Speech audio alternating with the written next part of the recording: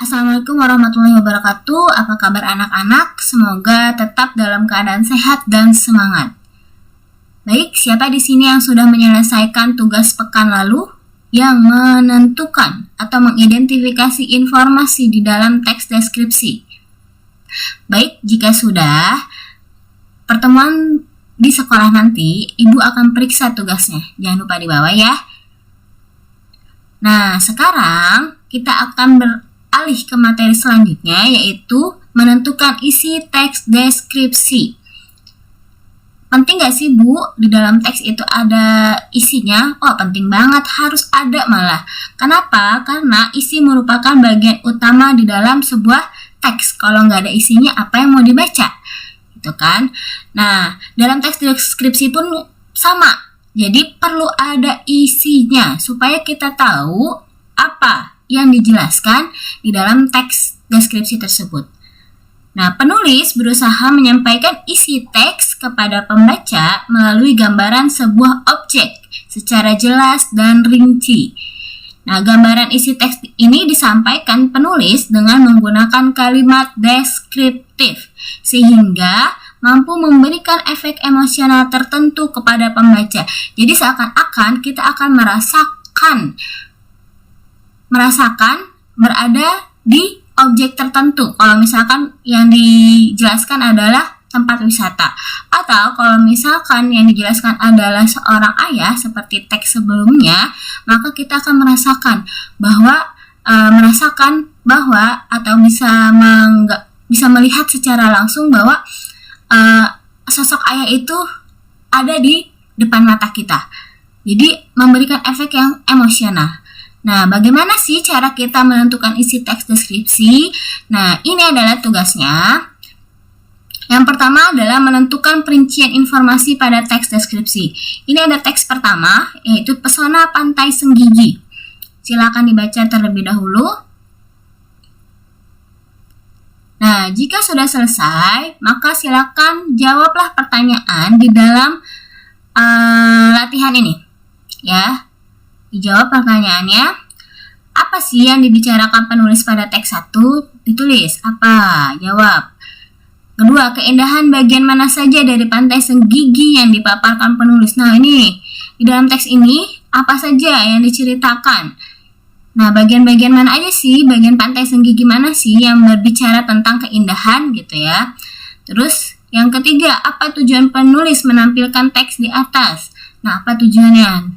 Ini bisa jadi sama dengan tujuan dari teks deskripsi. Nah, yang keempat, bagaimana penulis menggambarkan keindahan pantai Senggigi? Berilah alasan untuk mendukung jawabanmu. Nah, cara si penulis ini menyampaikan atau menggambarkan keindahan pantai Senggigi itu bagaimana caranya? Nah, lalu pertanyaan yang kedua adalah kalian buat nih ya peta konsep ya, supaya kalian tahu apa aja sih yang sebenarnya dibicarakan di dalam teks deskripsi tersebut. Nah, kayak gini. Ada pantai, berarti kalau di pantai itu ada pasir. Terus nama pantainya apa? Pantai Senggigi. Lalu di pasir itu ada apa lagi? Matahari, gunung, terus latarnya ada apa? Bisa jadi ada kapal, ada matahari, ada gunung, ada pohon yang lain-lainnya. Nah, ini perlu ya. Nah, di pantai itu ada apa sih? Ada ikan, ada terumbu, dan yang lain-lainnya. Ya, jadi silakan kalian petakan isi dari pantai Senggigi itu. Ya, bagian-bagian yang diperincinya. Nah, berarti di pantai itu ada pantai Senggigi, lalu pasirnya dijelaskan, latarnya seperti apa, lalu ada matahari, ada gunung, ada terumbu. Nah, ini diisi nih yang masih kosong-kosong. Oke. Lalu teks kedua pun sama, gebiar pementasan tari kolosal Arya. Nah, ini dibaca, lalu latihannya dijawab sama seperti pada teks 1. Nah, lalu menentukan pemetaan isi teks deskripsi. Dibuat petanya sama seperti yang di atas. Apa sih topik atau hal yang dibicarakan sama penulisnya? Nah, bagian-bagian yang diperincinya apa aja?